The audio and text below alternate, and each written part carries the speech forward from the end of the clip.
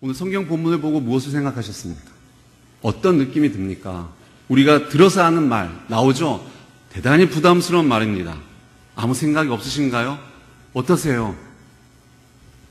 죽으면 죽으리다. 너무나 부담스럽습니다. 이 고백 쉽지 않습니다. 하나님께서 이 본문을 통해 무엇을 말씀하시는가 함께 생각해 보고자 합니다. 정말로 우리가 두려워하는 마음대로 당장 내 목숨을 요구하는 자리로 우리를 부르셨는지, 그것이 아니라면 어떠한 자리로 우리를 부르셨는가를 확인해 보고자 합니다. 우리가 보고 있는 에스더 이 책에는 하나님의 하자도 나오지 않습니다. 한번 살펴보십시오. 한번 찾아가지고 저한테 가져오면 밥 사드리겠습니다. 분명히 문맥상 딱 여기 딱 들어가면 맞을 것 같은데 하나님, 딱 하나님, 여호와 또는 주님 딱 그 단어 들어갈 법한데 어떻게 그걸 골라서 쏙쏙 빠져갑니다. 우리가 알고 있는 고전소설 콩쥐팥쥐나 우리 고전소설이죠. 그 다음에 장화홍련전, 흥부전, 별주변 등의 특징이 있습니다. 되게 재밌죠. 그 재밌다는 거 외에 뭐가 있냐면 우연성의 남발입니다. 예를 들면 콩쥐팥쥐에서 밑 빠진 독에 물 부을 때 콩쥐팥쥐에 그런 거 나온 거 모르셨죠? 기억이 오래돼서 그게 별주부전에 나오는 흥부전에 나오는 건지, 콩쥐 같은 그 계모 팥쥐 엄마한테 고생 당할 때 팥쥐는 막 들여가서 놀게 하고서 일 시킬 때에 밑 빠진 독, 항아리 독에 밑이 깨졌습니다. 물 부으면 어떻게 됩니까? 물이 새죠.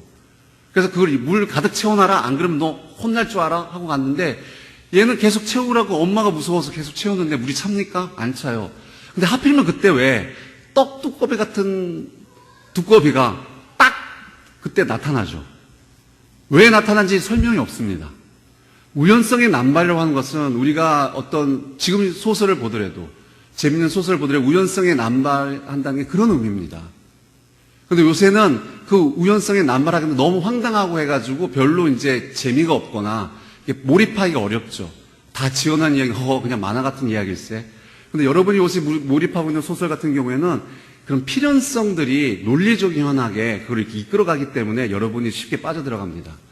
제가 무엇을 얘기하고자 하는 거냐면, 여러분이 이제 곧 저와 약속한 바 다름없이 오늘 밤이든 내일이든 하여튼 이번 주가 지나기 전에 에스더서 읽으실 텐데 보면 그런 게 많아요.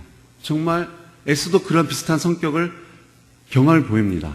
그러나 에스더가 그런 소설들과 다른 것은 하나님이 함께 하신 사람들의 역사적 기록입니다. 그리고 세상 사람들이 그 우연성의 남발이라고 우연성으로 치부하는 것들이 다 뭐죠? 하나님의 친히 간섭하신 섭리이기 때문에 그렇습니다. 하나님의 역사 가운데 우연은 없습니다. 우리가 믿는 바, 우리 신앙에서 그것이 고백되어지고 있는 것입니다. 하나님이 다윗을 세워 이스라엘 나라를 세우셨습니다. 그 다음에 이후 솔로몬의 범죄함으로 말미암아 나라가 어떻게 되죠? 두 쪽 납니다.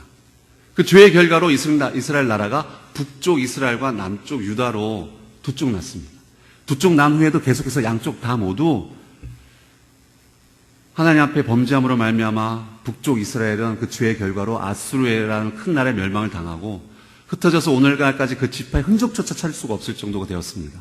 남쪽 유다는 그나마 좀 더 늦게 바벨론이라는 큰 나라에 정복당하여 나라 전체가 포로로 끌려갔다가 70년 만에 다시 자기 땅으로 돌아오게 됩니다. 이 에스더서의 역사적 병에 그 가운 그 연속상황이 있습니다. 그 남유다를 멸망시킨 바벨론마저도 멸망시킨 큰 나라가 있습니다. 그게 페르시아입니다. 지금의 이란, 이라크 그쪽 지역이죠. 그 페르시아 그 제국 땅에 남아있는 유대인들의 이야기가 지금 오늘 보는 에스더서의 이야기입니다. 페르시아 제국, 우리나라 한글 우리말 성경에는 그 바사라고 이렇게 표기가 되어 있습니다. 그래서 1장에서 그 바사에 대해 설명이 나옵니다. 1장 살짝 넘겨보시면 1장에 무슨 얘기가 나오냐면 1절 제가 읽습니다. 이 일은, 그러니까 에스더의 첫 시작입니다. 아수에로 왕 때에 있었던 일이니 아수에로는 인도로부터 구스까지 127지방을 다스리는 왕이라. 즉 이 나라의 광대함을 갖다가 몇 줄 다스리고 그 왕을까지 소개를 하고 있습니다. 그런데 이 대주국의 그 큰 나라의 왕비 자리에 한 여인이 오르게 됩니다. 일찍이 나라를 잃고 일찍이 부모까지도 잃어서 아무런 배경이 내세울 것 없는 에스더라는 한 여인이 나오는 것입니다. 부모 없이 친척인 모르드게의 손에서 자라난 그 에스더라는 유대 여인이 그 큰 나라의 왕비 자리에 오릅니다. 사실 여기까지만 이야기해도 우리는 은혜가 됩니다. 아무런 능력이나 지식이나 지혜가 없는 나도 하나님 한번 들어서 써주시면 못할 것이 없겠구나. 그래 장그래 힘을 내자 힘을 내. 뭐 이런 식인 거죠.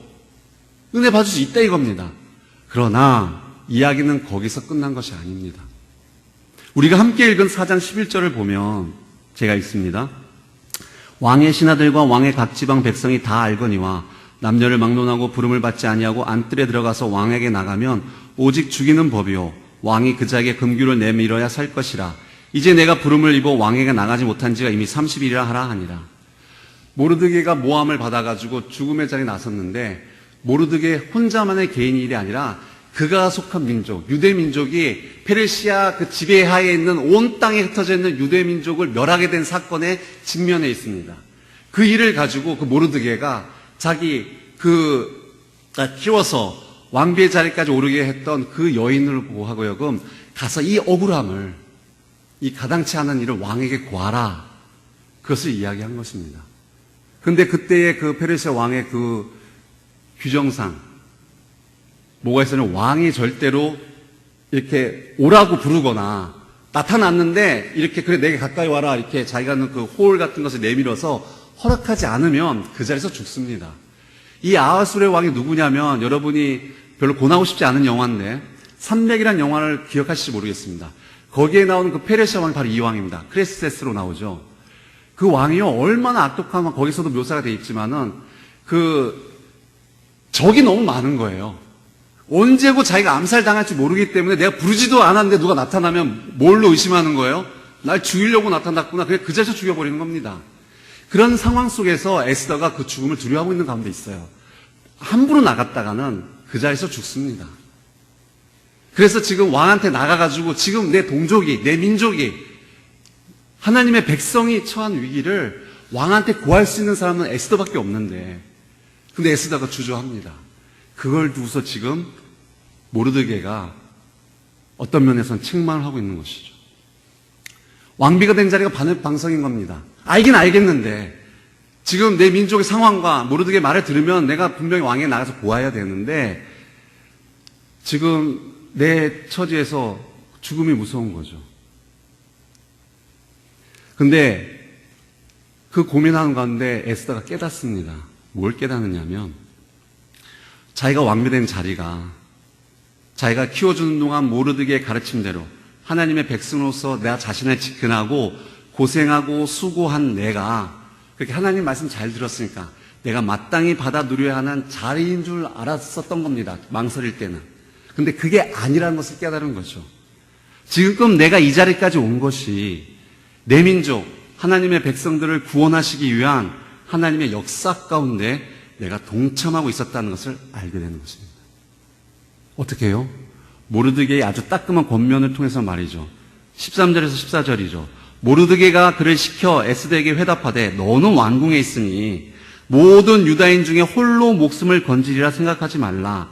이때 내가 만일 잠잠하여 말이 없으면 유다인은 다른 데로 말미암아 노임과 구원을 얻으려니와 너와 내 아버지 집은 멸망하리라.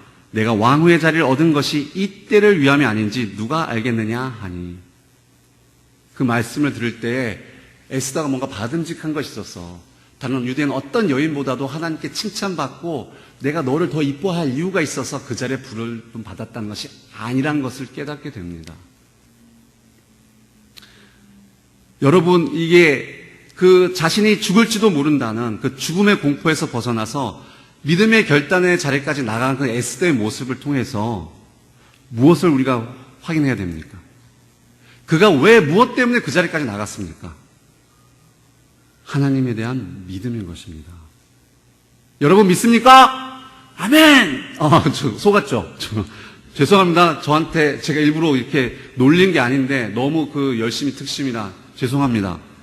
이런 게 아닌 거예요. 여러분 믿습니까? 했을 때 아멘 하는 이게 믿음이 아니란 거예요. 에스더가 믿음의 결단 가운데 나가서는 그런 믿음이 아니고 하나님에 대한 전적인 신뢰를 말하고 있습니다.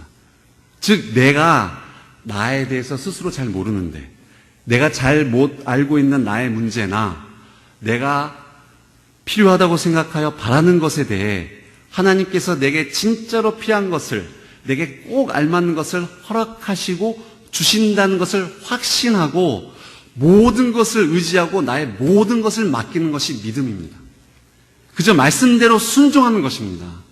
에스더의 하나님께 대한 전적인 신뢰를 무엇으로 알 수 있냐면, 에스더가 믿음의 결단을 표현하기 전에 먼저 한 것이 있습니다. 죽으면 죽으리라 하기 전에 뭐가 나오죠?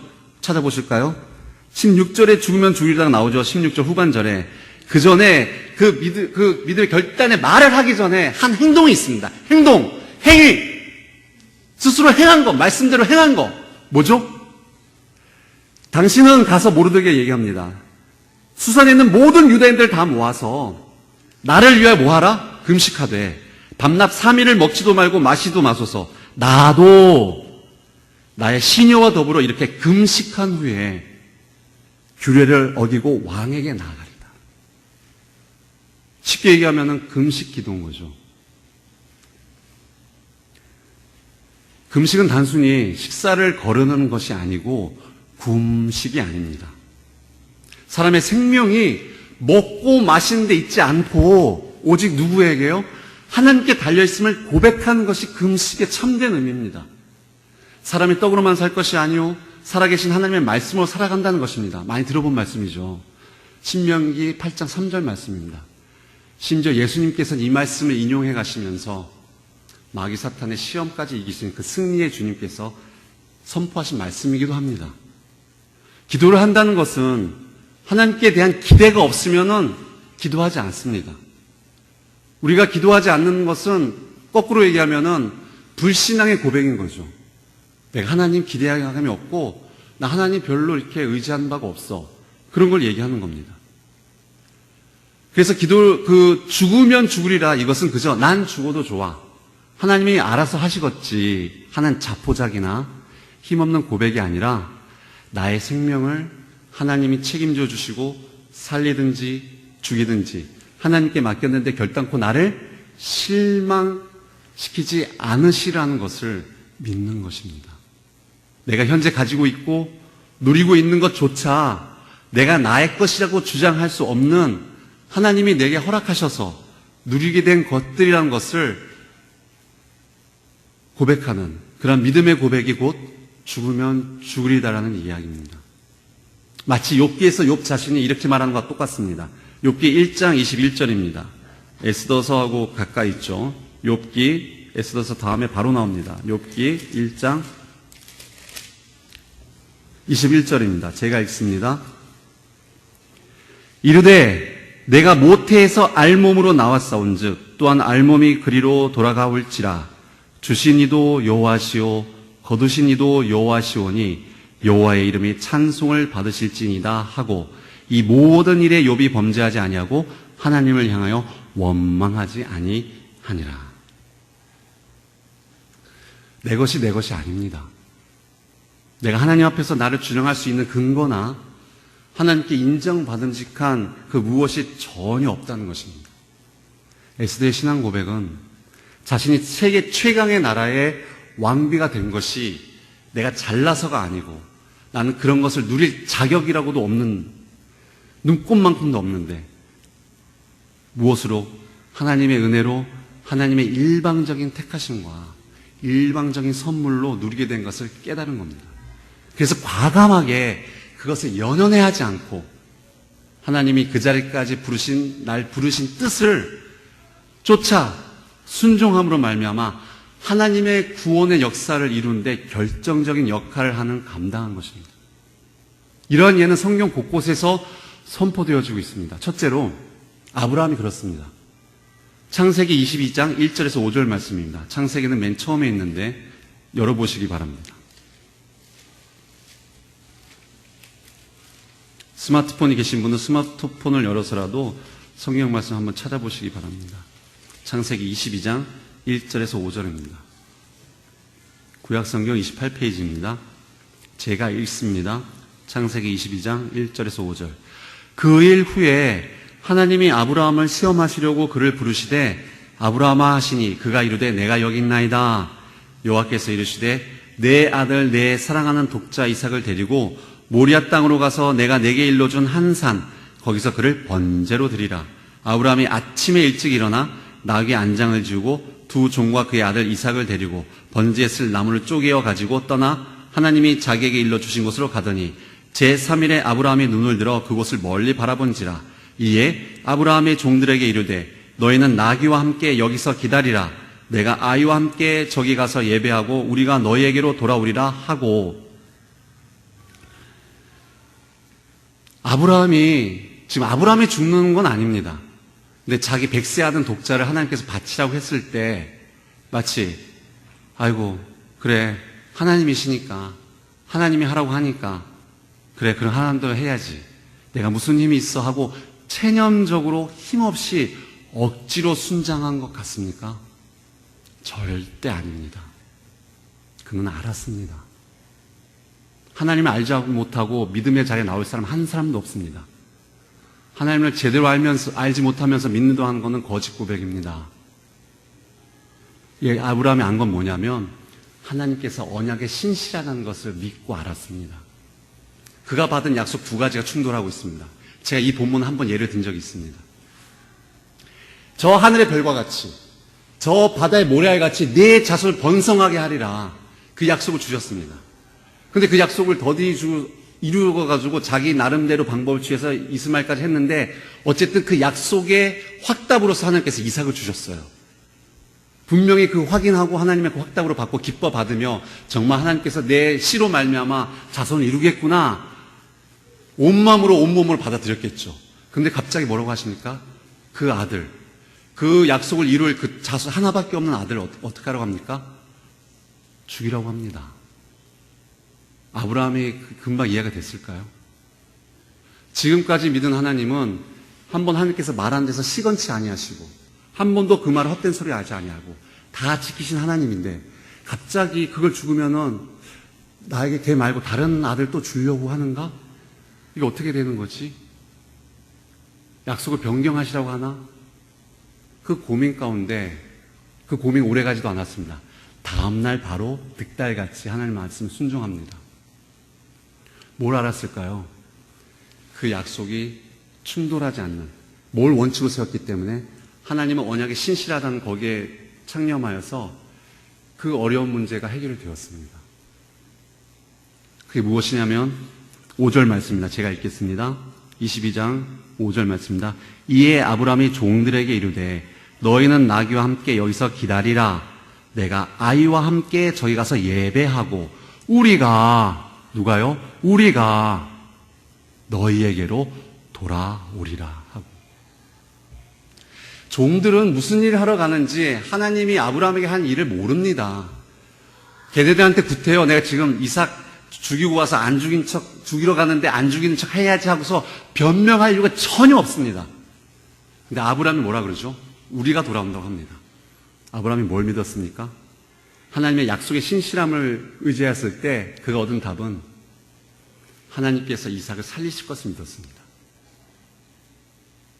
그걸 믿은 겁니다. 그게 아브라함의 믿음입니다.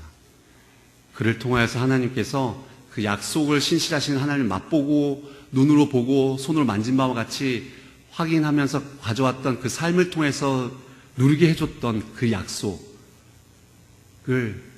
하나님께서 반드시 지킨다는 그 신뢰, 그 믿음입니다. 하나님을 알아서 예수님을 믿어서 구원받는 자리는요, 나의 어떤 열심히 공부하거나 어떤 고민, 누구와의 상담, 그걸 통해서 절대로 이룰 수 있는 일이 아닙니다. 그건 어디로부터 오는 거죠? 하나님께로부터 옵니다. 우리가 아브라함의 믿음 운운하는 것은 아브라함이 그저 어떻게 지가 하나님 알아가지고 잘 따라갔구나가 아니라 하나님이 우리에게 믿음을 주셨는데 그래서 구원을 받았죠. 그 구원 이후에 하나님께서 우리에게 요구하는 반응이 있습니다. 그것이 전적인 신뢰와 전적으로 하나님만 의지하는 것과 다른 데 한눈 팔지 아니하고 딴 길 가지 아니하고 그게 바로 믿음의 반응. 우리는 믿음 해가지고 그것이 이 믿음이고 저것이 저 믿음하고 헷갈려 하고 있지만은 하나님께 주신 믿음은 하나님께 온 거 맞는데 우리가 이제 그 구원받은 백성으로서 그 구원 이후의 삶을 살아가는 데 있어서 하나님께서 우리에게 반드시 요구하는 것이 그 믿음의 반응인데 그것이 뭐냐면 하나님의 신뢰, 믿고서 의뢰한다는 것, 의지하는 겁니다. 여러분 놓치지 마십시오. 이스라엘 백성들이요 하나님께 매맞고 정말 막 징벌받을 때 그들이 하나님 떠나지 않았습니다. 하나님 버리지 않았습니다. 그제 어떻게 한 줄 아십니까? 하나님 하란 대로 하면서 다른 것을 겸하여 섬겼습니다. 그 우상숭배라는 것이 하나님을 버리고 하나님 지금까지 한 거 하나님 덕분 잘 왔는데 지금부터 보니까는 이제 하나님 필요 없을 것 같아요. 안녕히 계세요. 빠이빠이 해놓고 딴 곳에 치워놓고 난 이쪽으로 이제 갈게요. 오직 여기만 바알만이 나의 신. 그러지 않았어요. 주일은 교회에, 주일은 성전에, 예루살렘 성전에, 안식일은 주일 예루살렘 성전에, 평일에는 산당 가면서 마음껏 마치 보험 들듯이 여기에도 조금 저기도 조금 겸하여 섬겼습니다. 착각하지 마십시오. 우상숭배는 하나님을 버린 것이 아닙니다.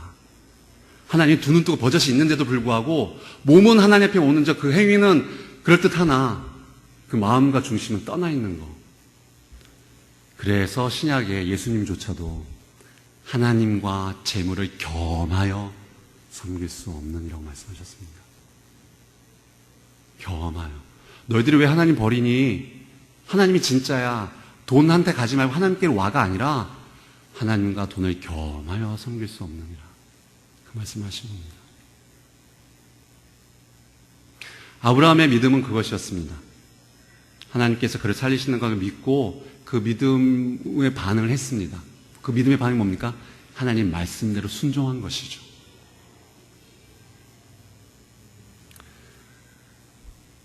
둘째로 다니엘과 세 친구가 있습니다. 다니엘과 세 친구, 다니엘서입니다. 다니엘서 1장 펴보겠습니다. 뒤쪽에 있죠. 구약 뒤쪽에 다니엘서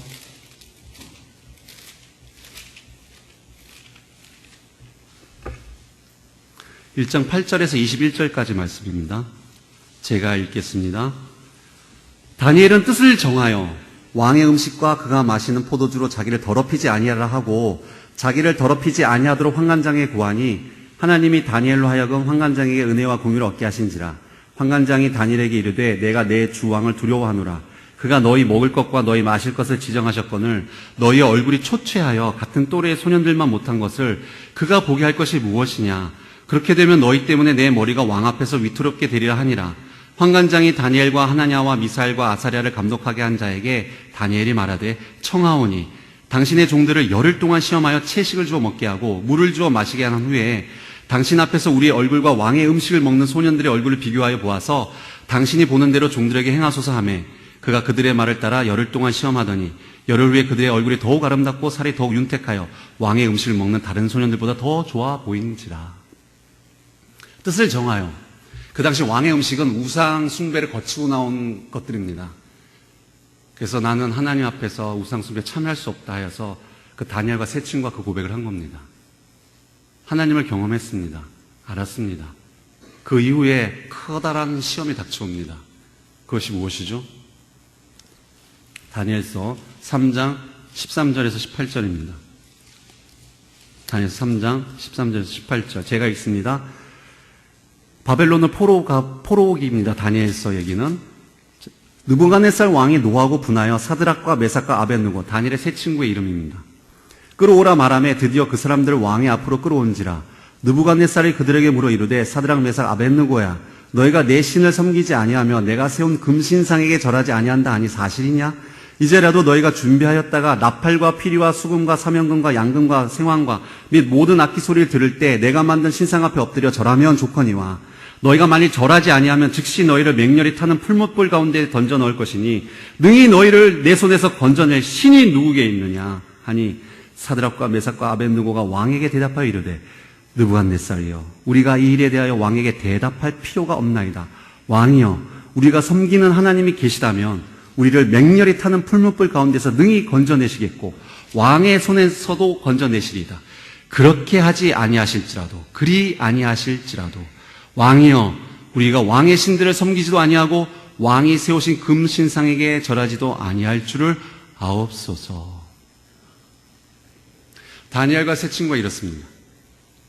마치 하나님이 없는 듯한 하나님의 임재가 있는 예루살렘 성전과는 멀리 멀리 떨어져 있는 이방 땅에서 하나님의 돌보심을 경험했고 자신들의 믿음을 도우시는 주님을 의지하여 죽음에 직면하는 자리까지 나아갑니다. 다니엘 3장 14절 18절 이것이 그리 아니하실지라도, 하나님이 우리를 구원하지 않아도 할 수 없다고 하는 체념입니까? 아닙니다. 힘없는 포기입니까? 아닙니다.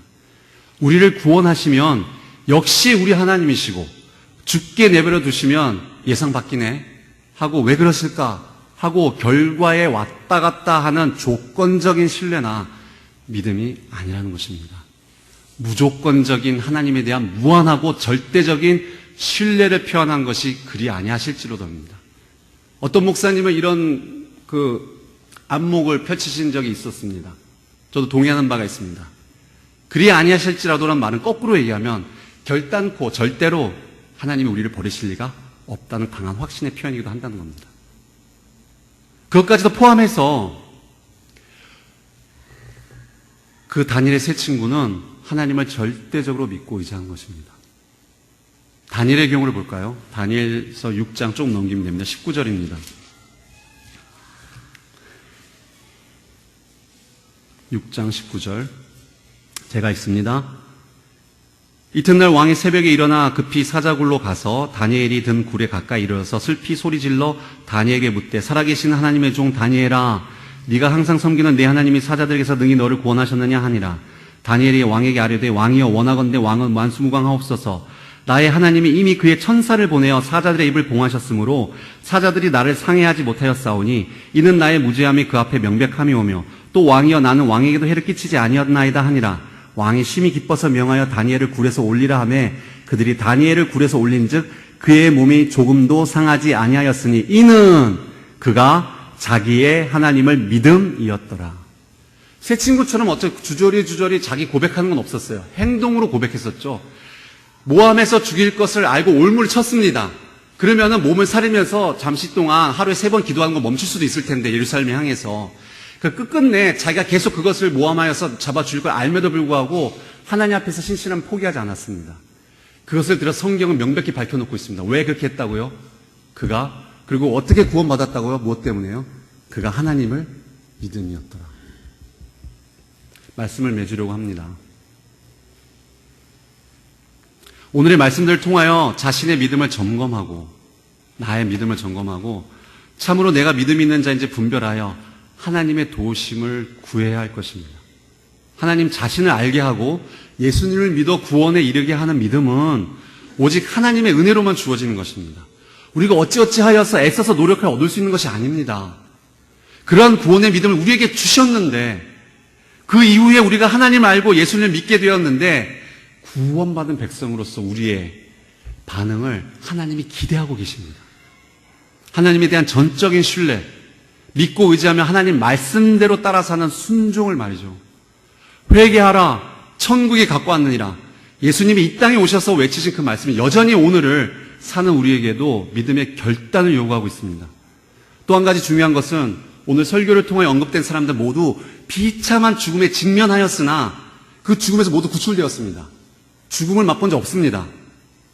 그런데 우리가 직면한 죽음 앞에서 우리 대신 실제로 죽음을 맞은 분이 계십니다. 누구십니까? 우리 주 예수 그리스도이십니다. 예수님 때문에 우리가 또 내가 구원받은 사실을 기억하고 나의 삶을 통해 그것을 드러내는 것에 힘쓰기 원합니다. 다 같이 함께 기도하겠습니다.